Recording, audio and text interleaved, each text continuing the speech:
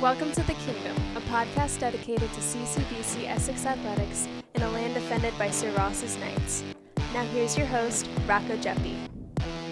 Hello, Knights Nation, and welcome to The Kingdom, a podcast dedicated to CCBC Essex Athletics. I'm your host, Rocco Jeppy, alongside Aaron Thomas. Aaron, how's it going? Everything's going great. It's a very exciting episode, and I'm glad to be here in a new part of the building.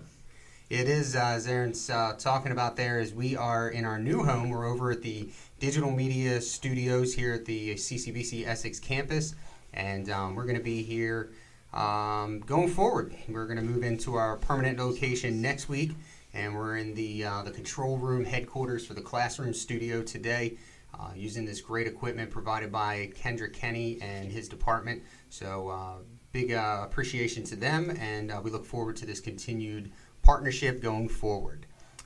Today's episode, a very exciting episode, as many of you in Knights Nation know, and if you don't, there was an audible noise just about over 24 hours ago, around 10:05 a.m., when 9 of the women's soccer members found out that they were going to Melbourne, Florida for the Division I national tournament, and they are going in as the 11th seed. They have a tough group in pool play, but at this juncture in the season, what group is not a tough group?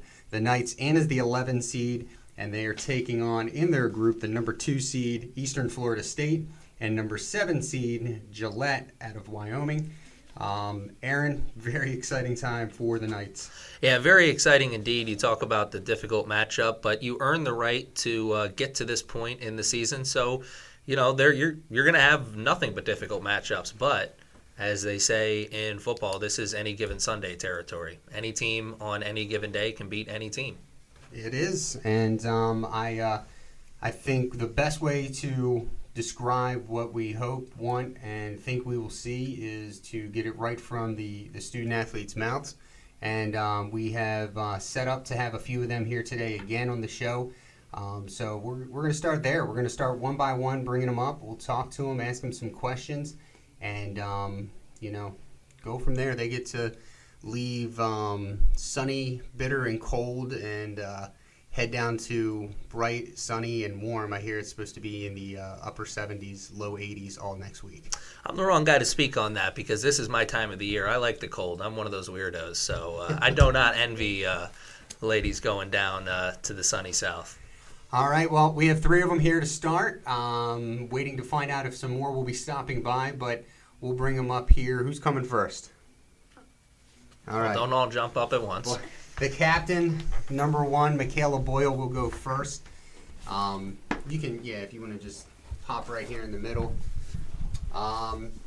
So you were at the watch party yesterday.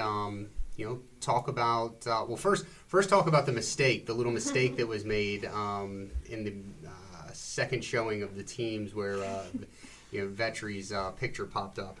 So as we were waiting to see who got that large bid, we saw a picture of one of our teammates, Emily Vetri, and that was kind of a given sign for us because after that she popped up one more time, and it happened to be our team with that large bid, so it was really exciting. Talk about, obviously you're the captain and you're a sophomore. You were here last year when the team was first taken over by head coach Joe Fiedler. Did you think this team was going to turn around so quickly to go from 7-9-1 to 19-2 in a national tournament berth? I honestly did not think it was going to turn around this fast. I was hoping for this season to at least make another stepping stone to create a better program for the school, but now that we're here, we can only go up. It's kind of exciting to be a part of that, and like you said, you think that you're going to be laying the foundation. You didn't think that the house would be finished being built by this time. I know, it's really exciting. It's a great group of girls, and we look for more girls for next year to come fill their spots. What are you most looking forward to, other than the weather? What are you most looking forward to down in Florida? Just for more success, hopefully for some of my teammates to get some looks from colleges, and hopefully to make it all the way and bring home the national title. And for those of you listening, this program has not been to the national tournament since 1995. So another situation like earlier this year with the ranking, one person other than Coach Fiedler was alive the last time this team made it to a national tournament. I think Hannah had just been born. Yaz wasn't born. A BA wasn't born. I was in high school, and I think that's about it. I think that's about it. It's been so long. I was just a baby. Yeah. Yeah. So, very exciting time. I think the last national championship for the women, if memory serves, was 1989. So yeah, I mean, if you guys can make some noise, it would truly be historic for this program. I agree. And we're working. I can't make any promises, but we're working on the banner now that we got the national tournament bid. We can start processing the banner, so we'll see what we can do for you while you're gone. Okay, I'll pick the spot for it. What else do you want to add? Anything to add? No. No? All right, there you go. Thank you. You're welcome. A lady of few words, but what she does say matters. Mikayla Boyle. Who's coming up next? Me. All right.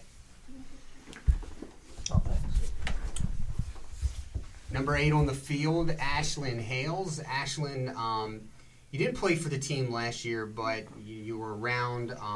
You were around many of the student athletes because then you ended up playing lacrosse with them. For you, coming in as technically a freshman, tell me what you have noticed about this team and how it has progressed and grown.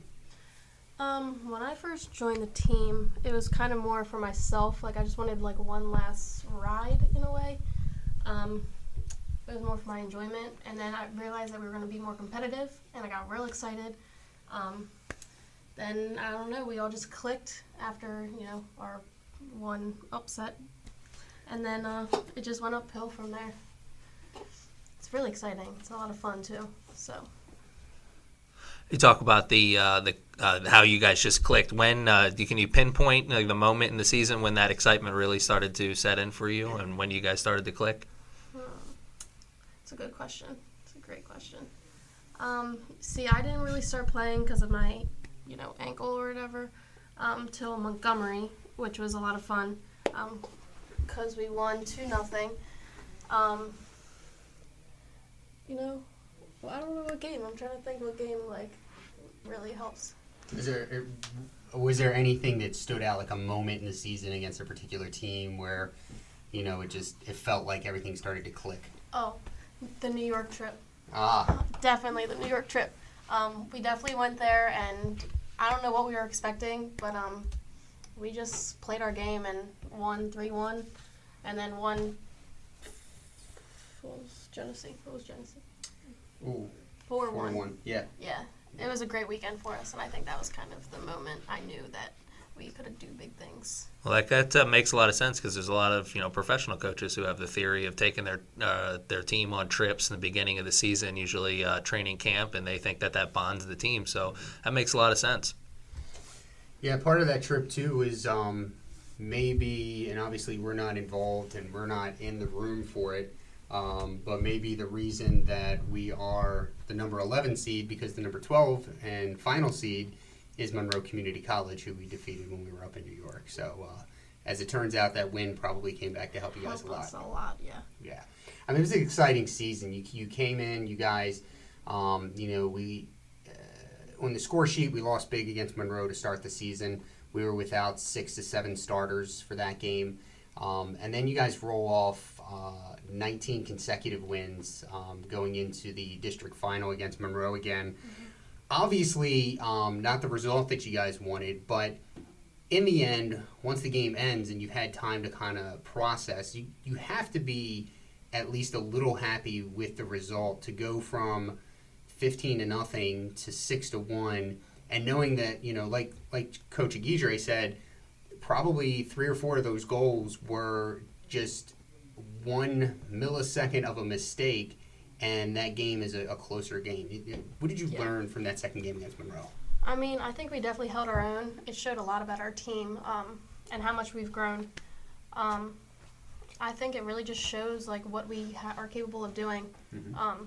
We can play against these great teams, and even if we didn't play maybe our best that game, we still went out and we didn't stop the entire game. We didn't put our heads down. I think we just kept going, and that last goal from Taylor definitely really helped us too, because we can score. We're capable of everything. Do you think that goal Taylor provided, from that point on, is that can that be a catalyst for you guys going into this tournament to say, okay, we got that goal out of the way against a team like Monroe. We're coming up against, looking at it, Eastern Florida, like I said to you guys off air, they've only allowed 4 goals all season, but they've also only scored 59 goals. Opposed to the 120 you guys have scored. Yep. Gillette, who is a pretty good team from what we've learned, but they've only scored 83 goals this season, and a lot left unsaid about them because they are kind of in an area geographically where very tough for them to get games, so they're playing some of the same competition multiple times. Like if we played our region competition twice a year, we'd end up with almost 30 games at the end of the season. Right. So given those types of statistics and that goal that Taylor scored, what do you think the ceiling is? How do you guys view the opening game, I guess, against Eastern Florida? I think we can do anything. I really don't doubt us at all. I think if we just play our game and we do what we know how to do, then we'll score a couple goals. I think between all of us and what everybody contributes, I don't think we'll have a problem. Yeah, it's going to be a full team effort, and that's something exciting to look forward to. And I'm sure all the Knights fans out there who just heard you say that are super excited to get this game started and find out what the result is. I'm very excited.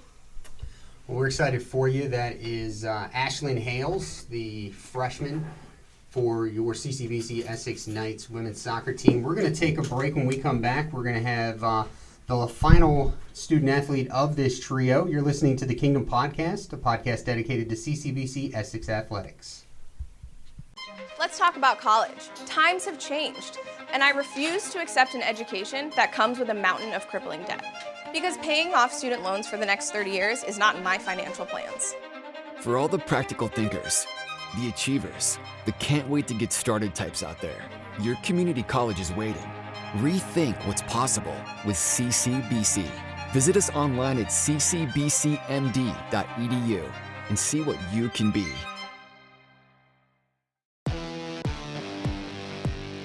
We are back, Kingdom Podcast. Rocco Jeppy alongside Aaron Thomas, and joining us now from the Knights women's soccer team is defender Natalie Marx. Natalie, thanks for joining us. Thanks for having me. I'm glad to be here.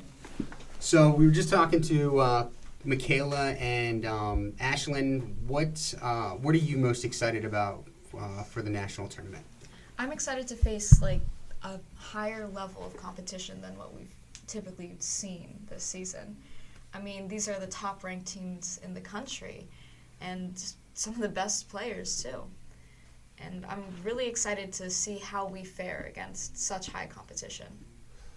I think that's a good point, Aaron. There were a few games this year where we saw tougher competition. As I mentioned earlier, the Knights defeated 4 ranked opponents this year. But there was a good part of the schedule too, where there were some lopsided victories and some stat gathering games. And in the defense of the student athletes, a lot of those stat gathering games, we talk about Kara a lot and her 51 goals now. A lot of those goals that she got when she scored multiple goals, she played in 3/4 of the game, didn't even play an entire game, maybe even 60% of the game. So tougher competition, you would think, tougher competitive juices start to get flowing and kind of amp up the situation. Yeah, absolutely. And I think if you've been listening to this podcast, then you know that players are very excited about this game.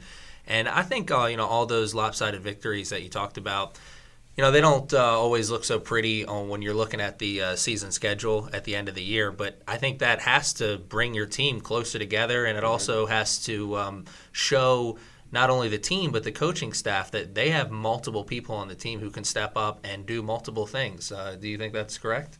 Oh, of course. I know myself, I'm primarily a defender now, but in a couple of the games they'll put me at outside mid, and it's really nice to actually get to be more creative on the ball. So I want to step over here or there. I would imagine it helps prepare you too, because in this game, knock on wood, we haven't had, aside from Mia and Eleni, we've remained relatively healthy, but you just never know. And to be able to have those experiences when you're winning 7-0, 8-0, 10-0, really could help you later on in the season. As all sports fans know, the regular season and the postseason might as well be two different sports. Really, the physical play is going to be ramped up in the postseason. Are you ready for that? Or is that something you're looking forward to? Oh, for sure. I've always been a competitive person, and now to get into like a situation where it's really win or go home, and home is like 30 degrees right now. I'm excited to see what we can all do. That's awesome. Any stories that you like to share about that competitiveness? Fights with siblings. Oh yes. My brother and I, we used to, I think, have like a WWE SmackDown sort of situation every day after school when we were young, which I never really did that well in because he is 4 years older than me. But that helped prepare you, right? Oh, for sure. Yeah, I'm not going to comment on that because I'm almost 4 years older than my sister, and I was that brother, so I'm going to leave that alone. And I'm much older than all of my younger siblings. I think that's just a rite of passage. If you're the younger sibling, that stuff's going to happen to you. What is, we had kind of asked a similar question, and Aaron alluded to it earlier with Ashlyn. For you, what point in the season, whether it was a game, whether it was, on the side of 95 coming back from wherever, what point in the season do you think that things just kind of clicked for the team, clicked for you, and clicked for what you knew this team was capable of doing? I think it was after the second goal in the Monroe game, because after that we kind of realized, like, oh wow, this is such an excellent team, and they're phenomenal players, all of them. But when we went up, it kind of showed us all, like, this is not something that's impossible. This is something that's actually very achievable, and look what we did. We didn't just beat them 2-1 like a slim margin of victory. We beat them 3-1, which is pretty good, I'd say. Yeah, I think so. I mean, and the way that the team handled themselves in the postseason, I may have mentioned before the semifinal game against Southern Maryland in the regional tournament. I kind of throw that one out. I mean, that was another one of those, 10-0. We were expected to go in there, take care of business, go home, and be ready for the finals. Did I think we were going to beat Frederick? Yes. I think this team is much better than Frederick. Did I think we were going to beat Frederick 5-0? No. And I think part of the reason why is we're on the sidelines and we're in the team huddles and we're on the field with you guys while you're warming up. And I turned to our athletic administrator, Greg Whitcop, and I said, I'm more nervous than they are. And I've never seen a team, a women's team, soccer team here at Essex, going into a regional final this loose, this confident. And we were on the heels of, our previous teams, 3 out of the last 4 years had made it to the regional finals, maybe even 4 out of the last 5 years. But we never had that air of confidence about us. And watching you all warm up in that game, it was amazing. Like, where did that come from? Well, I believe that we all have, like, a lot of trust in each other. Like, we've played through, like, the whole season together, practices and stuff, so we know how everyone operates, and we know that everyone on the team can play. Our bench runs very deep. So no matter who's in, no matter where they are, we know that everyone on the field is able to take care of business, and that trust really helped us, like, pull together. Wouldn't be a Kingdom podcast if I didn't bring up Coach Fiedler and ask a question about him. You as a defender, he's more known as a defensive coach. How much do you think he's helped your game this season and made you a better player?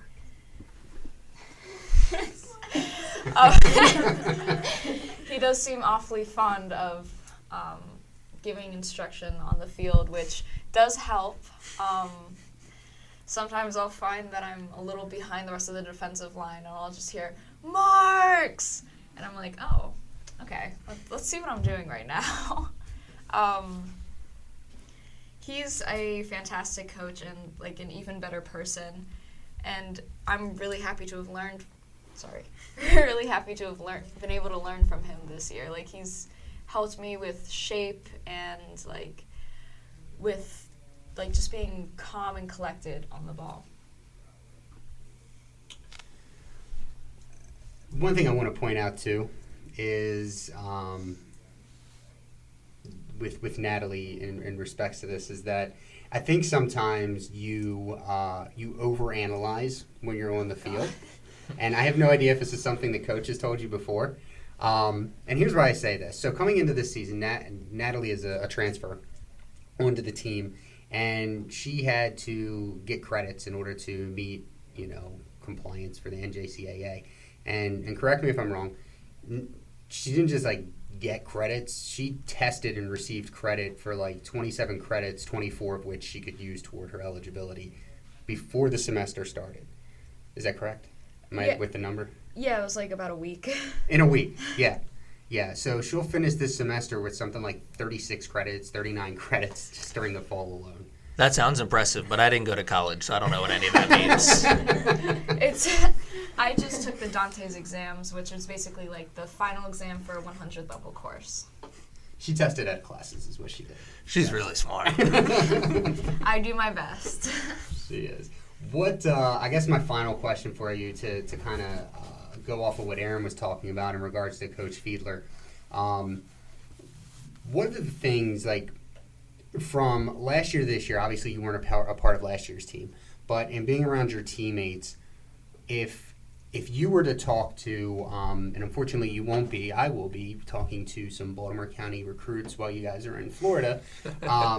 If you were to talk to those recruits, what is it that you would say about Coach Fiedler and then after that his staff and why they should come here to play? That's an excellent question. Thank you. All right, Rocco. I think, well, I know one of the people you're trying to recruit, so I would say to her, like, hey, girl. Not only is this team gonna help you like get to where you want to go, but it's gonna be so much fun. Like, I've had more positive soccer memories in this season that's not even really over because we've got Florida than I've had in like the past 4 years of playing soccer, and it's been incredible. Like, I've become like a much better player. My touches are sharper. I make better decisions on and off the field. I think I can safely say that if I were to go one-on-one with myself from before the season, I'd take her ankles. And with the other coaches, like Hannah, like, you'll get in shape. You will be in shape by the end of the season. Please don't make me run for that, Hannah. You better hope she doesn't listen to this. Oh, yeah. And Yasin and BA, they're, like, just so supportive and, like, so patient with you. So, like, you mentioned that I was, like, smart, air quotes. I do ask some dumb questions sometimes, and they're very patient with explaining and just doing such a good job of helping me understand what it is I'm supposed to be doing where, because I was never really a defender before. I used to be a forward. So there's been a pretty steep learning curve. Gotcha. To you and the listeners, if you don't ask dumb questions every once in a while, you're not asking enough questions. There you go. Well, I thank you, Natalie, and thank you, Mikayla. Thank you, Ashlyn, for you three being here today. And, it's really good. We enjoy having the student athletes in here because you guys give us a perspective on things that are going on that, we don't really see with our eyes when we're doing what we got to do. So thank you very much. We appreciate it, and good luck down in Florida. Thank you. Thank you. All right, there you have it, Mikayla Boyle, Ashlyn Hales, and Natalie Marx. This is Rocco Jeppy for Aaron Thomas. We're going to take a quick break. We'll be back to wrap this whole thing up. You're listening to the Kingdom Podcast, a podcast dedicated to CCBC Essex Athletics.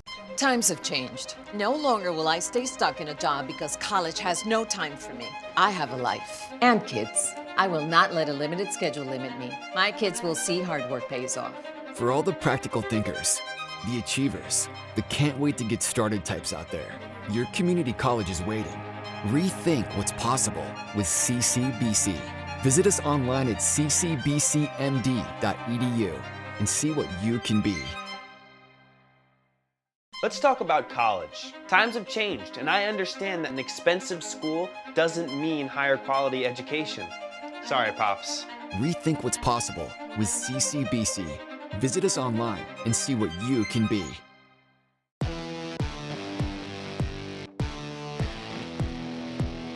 And we are back. So, Aaron, another good round of interviews here. I mean, anytime you have student athletes on, teenage student athletes on, you kind of, half of you is excited to give them publicity, and the other half of you is a little nervous as to what might come out of their mouths. But so far, we've been pretty lucky. Yeah, we've been on the safe side the last few times, and it was great to have them on again because I think our most popular episode so far was the last time they were on. So they help pump those numbers, which is always good. Which please like and subscribe. We do appreciate that, and we're seeing our numbers go up and up. So folks, we appreciate you, and remember, you can hit us up on Twitter and Instagram. We're at CCBC Essex Sports. You can use the hashtag the Kingdom Podcast. Ask any questions, drop any facts, things of that nature. Just stay engaged, and we'll engage right back with you. To keep tabs on the Knights women's soccer team when they're down in Florida, of course, you can follow us, but you can also follow them directly at Knights_W Soccer. And here's the slate, Aaron. So we know they're playing Eastern Florida and Gillette. They are in Pool B. The Knights are the number 11 seed, taking on Gillette at 7, and Eastern Florida, the number 2 seed. Monday afternoon, early evening, 5:30 p.m., they will take on Eastern Florida. On Tuesday, they will take on Gillette, 5:30 p.m. This is the benefit in this tournament. If you're a top 4 seed, you're playing Monday, off Tuesday, playing Wednesday. So very fortunate when you're a top 4 seed in this tournament. For those of you out there that want to keep an eye on this tournament, you'll be able to watch it on NJCAA TV. Just go to their website, njcaatv.com. Here is the price point. If you're buying just one game, it's $4.99 a game. So it's kind of reminiscent of the old pay-per-view days, when not too many of those. Everything's on demand now, but still some pay-per-view events around, I guess. But that's the price I remember, $4.99 for pay-per-view. If you want to get the entire postseason, you want to watch the Knights, take it all the way, you can pay $14.99 for the entire Division I NJCAA Women's Soccer Championship. Again, Monday and Tuesday at 5:30 p.m., the Knights take on Eastern Florida and Gillette. So I think another good show, Aaron. I enjoy, like I said, having the student athletes on here, and hopefully we'll have a good amount to talk about next week. We kind of changed up our normal recording day because they were making the announcement yesterday at 10 a.m. and the national office does a great job of informing the athletic departments, but even though we had known for just over 24 hours, we couldn't say anything to the teams, no matter how much they badgered us. Yeah, and I think the fans, they had to wait an extra day, but I think they certainly appreciate the fact that they were able to hear it right from the players. And like you said, it's always exciting when they're on. Yeah, get online, folks. Look at we have video of their reactions yesterday. It was great. We had a special appearance at the watch party from Sir Ross. He graced us with his presence, so always a pleasure to have him there. And check that out. All the video from the watch party is up on Instagram at CCBC Essex Sports. And Aaron, we've come to the end of our show. We've hit 15 podcasts, and I'm excited to give this partial announcement, and we always like to tease around here whenever we can, but the podcast industry here at CCBC within the athletics department, it looks like it is about to grow. So hopefully in the near future, and maybe before we hit winter break, we'll have more information for you. But it looks like there may be a sibling coming soon to a CCBC Athletics podcast near you. Oh, that's exciting news, and want to thank the fans for sticking with us for the first 15 episodes, and I think I can safely say that they've been good episodes, but the next 15, they're going to be even better. Yeah, that's what we're trying for. We're in our new digs. We're getting used to new equipment, new software, and still, the same two hosts. So we hope you guys like us, and if you do, just remember to like and share these podcast episodes. We're going to continue to build, and we're going to continue to build for and because of you. So stay engaged and stick with us, and we hope to make you proud. That's going to take us to the end of our podcast. I'd like to thank our special guests again, Mikayla Boyle, Ashlyn Hales, and Natalie Marx from Essex Women's Soccer. Congratulations to them again. And congratulations to head coach Joe Fiedler, heading to his 5th national tournament. He's gone to 4 with the men, now his first with the women. The guy is just, a champion coach. I joked with him yesterday, that new poster that they have of LeBron where you look at it one angle and it's LeBron, you look at it another angle, it's a GOAT. I said, we're going to put one of those up here, and it's going to be Fiedler. We're going to do one of him. He's 9 regional championships with 2 teams. That's incredible. He's earned it. He's earned that poster. He absolutely has. So that's it for today, folks. We appreciate it. We'll catch you again next week, where hopefully we have some extremely positive and exciting news from the Division I NJCAA Women's Soccer Tournament. We thank you again for joining us on the Kingdom Podcast. For Aaron Thomas, our guests Mikayla Boyle, Ashlyn Hales, and Natalie Marx, I'm Rocco Jeppe saying so long. We hope you listen again next week. Take care.